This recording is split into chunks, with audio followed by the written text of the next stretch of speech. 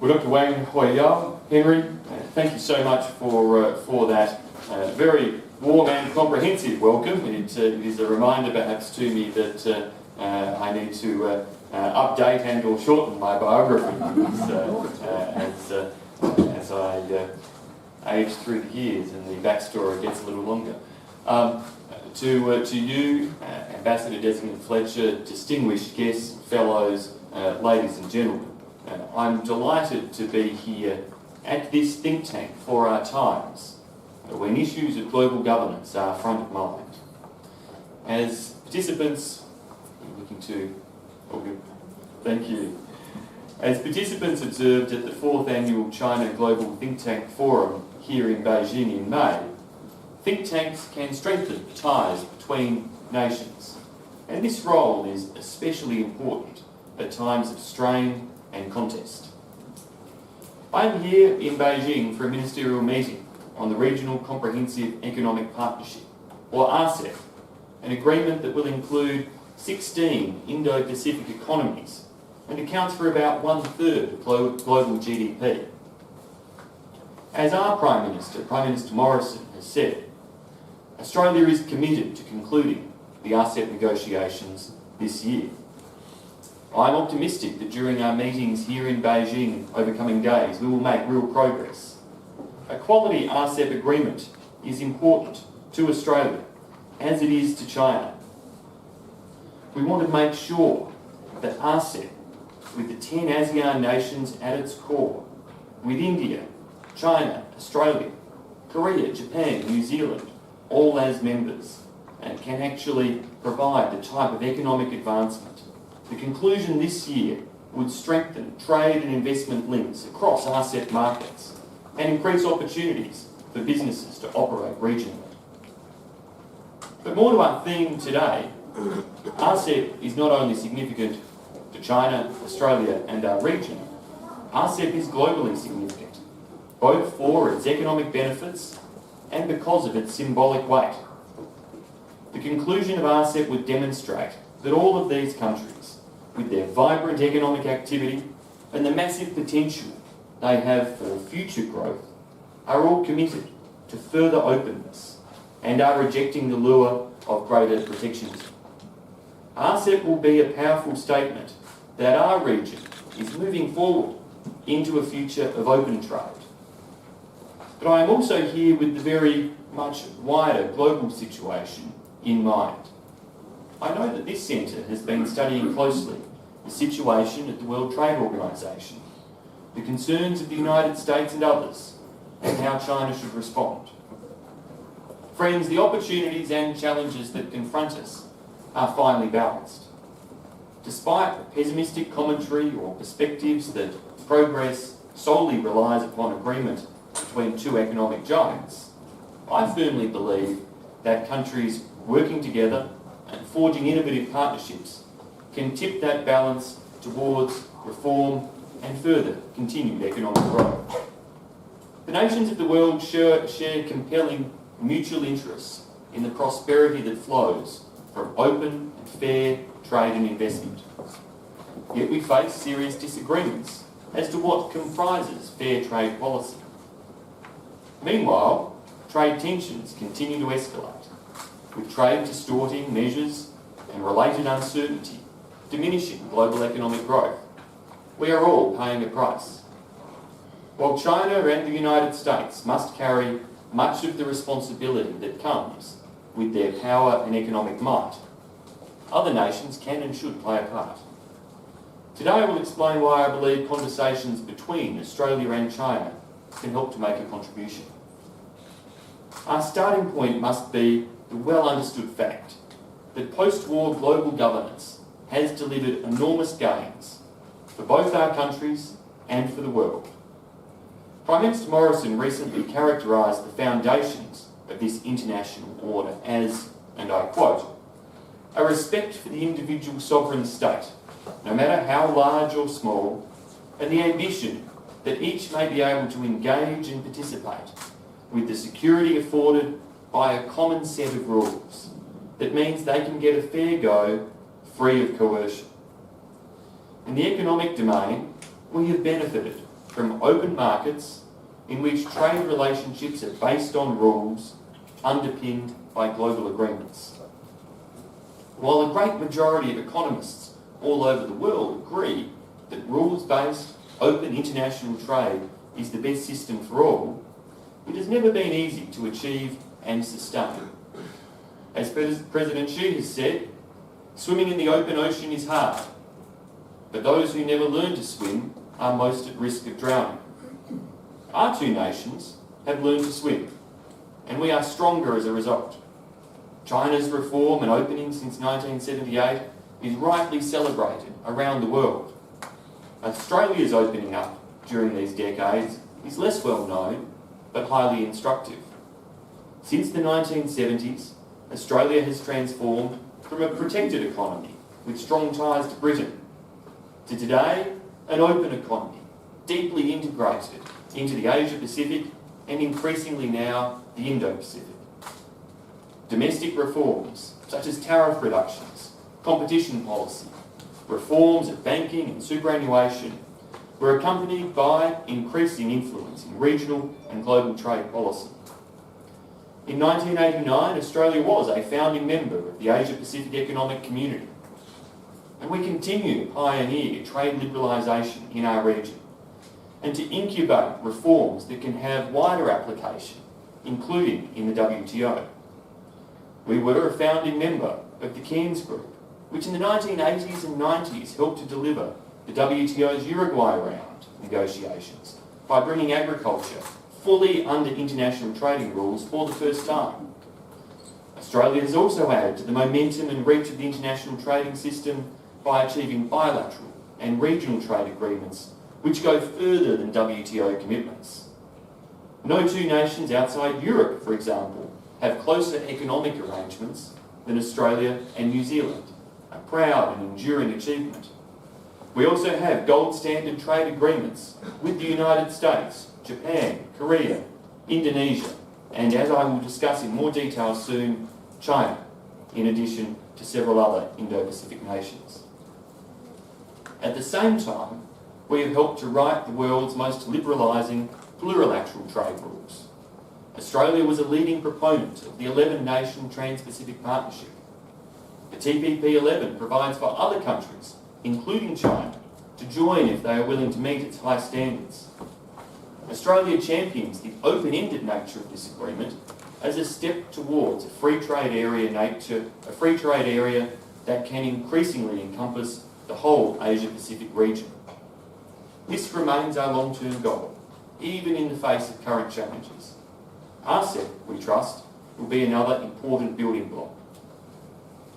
I mentioned these achievements to encourage you to consider what Australia may have to offer as the international community searches for new solutions to trade policy problems.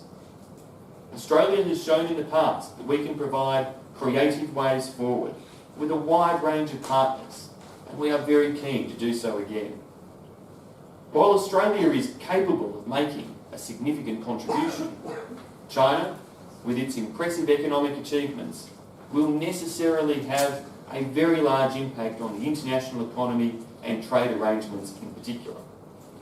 China's participation in the international trade system has been enormously consequential. Last year, my counterpart, China's Minister for Commerce, Mr. Zhong Shan, put it like this, and I quote, "Over the past 17 years, since it became a member of the WTO, China has opened its door wider and wider, promoted reform and growth through opening up, and contributed greatly and continuously to the world. China has added impetus to the world economy. Acceding to the WTO has markedly widened the room of opening up in the country. China's economic reform and rise has not been a zero-sum game.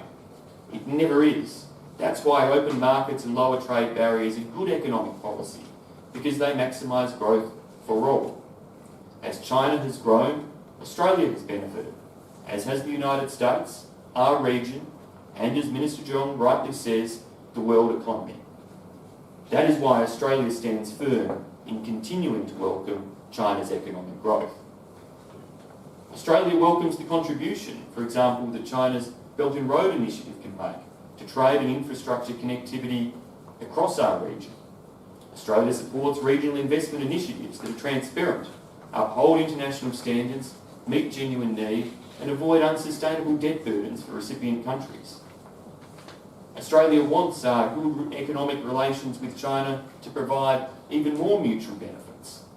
The complementarities of our economies make us natural trading partners. The China-Australia Free Trade Agreement has significantly increased and enhanced economic cooperation. Both our countries have implemented our tariff commitments to one another on schedule. The vast majority of Australian products now enter China tariff-free, and all Chinese products now come into Australia with zero tariffs.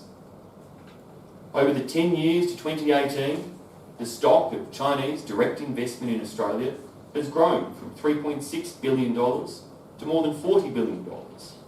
The Australian government continues to welcome and encourage Chinese investment while reviewing individual proposals on a non-discriminatory, case-by-case basis against the national interest.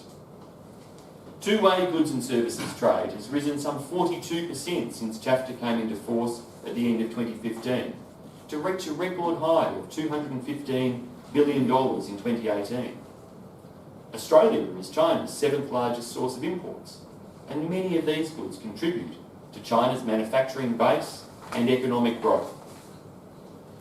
The Australian government and Australian businesses are working hard together to make the most of our trade relations, which still have a lot of room to grow. Last November, when I led a delegation to Shanghai for the first China International Import Expo, I witnessed the signing of a dozen memoranda of understanding worth $15 billion. Australia's innovators in agtech, fintech and medtech are increasingly delivering valuable services into China, and through investment partnerships, valuable business and growth opportunities for Chinese investors. But it is not only government and business that are embracing China.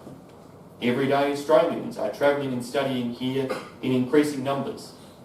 In expenditure terms, China is the second most popular destination for Australians who choose to study abroad. On a per capita basis, Australians travelling to China far outweigh the number of Chinese tourists travelling to Australia. Taken together with the more than 1.2 million people of Chinese ancestry living in Australia, this surge of Australians into China can only bode well for the future relations between our countries. Australia wants a good and growing relationship with China. We will have our disagreements from time to time, but throughout we should cooperate for our mutual benefit.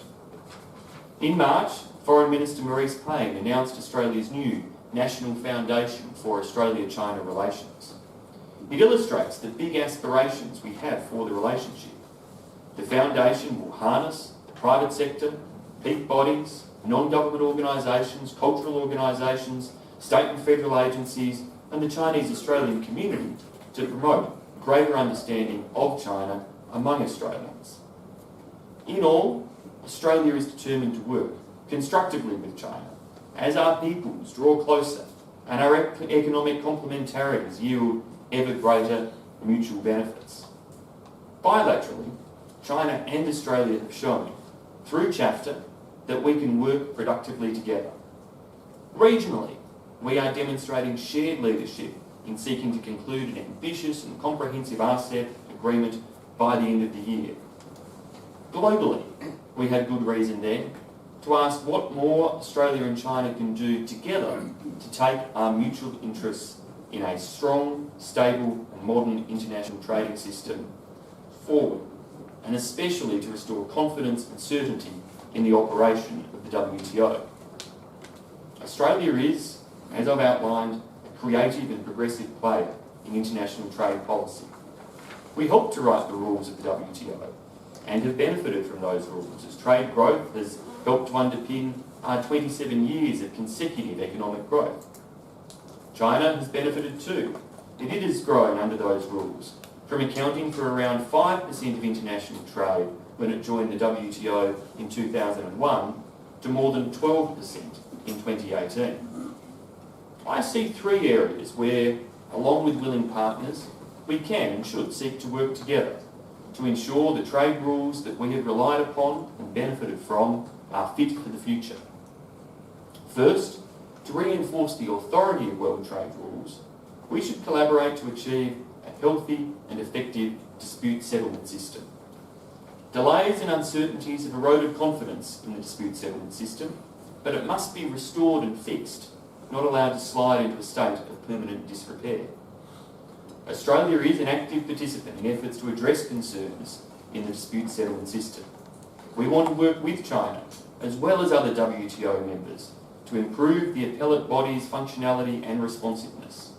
We want to have a dispute settlement system in which all members have confidence. Second, we should update the WTO rulebook. China's participation in the fisheries subsidies negotiations and in the e-commerce negotiations at the WTO is a welcome signal of its role in helping to write new rules that meet the needs of the modern economy. Cooperating to conclude negotiations on fisheries subsidies this year and make real progress on e-commerce ahead of the 12th Ministerial Council in Kazakhstan next year can prove to the world that the WTO is far from defunct.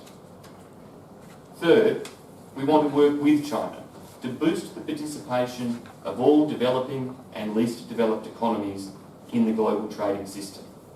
As China's own experience has demonstrated so vividly, trade is an essential engine of development. In June, Prime Minister Morrison acknowledged perceptions that WTO arrangements for developing countries have not kept pace with economic growth and China's weight in the world economy. There is an opportunity for us to work together to help the WTO to better reflect the changing role that emerging economies play, while still accommodating the absolute necessity for continued growth in those economies. China's leadership can be essential to restoring confidence in these processes. To ensure we can continue to integrate developing countries into the global trading system, we need to secure greater confidence that the way in which the WTO provides support for developing countries, including flexibilities, fairly reflects their differing stages of development. We stand ready, willing and able to work with China, as well as any other nations, to find practical solutions that provide confidence without undermining future growth imperatives. The 4th Annual China Global Think Tank Forum, held here in Beijing in May, is a great example of China's willingness to collaborate to find mutually beneficial ways forward. As you consider how to build consensus, especially between China and the United States, we ask everyone to remember the contribution that third countries can make.